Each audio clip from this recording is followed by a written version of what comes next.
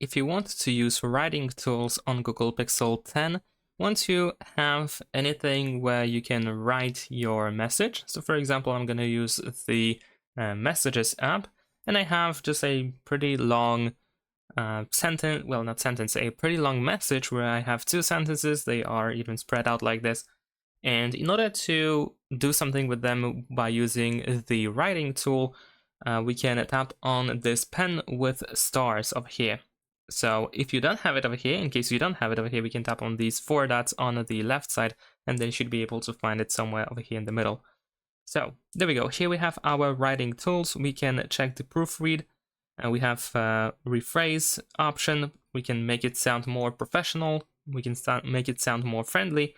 So pretty much writing tools takes our text that we have over here and then converts it into something, and that's something that we choose over here. Of course, we have multiple different options. As you can see, we can just scroll through these options that are generated by the writing tool.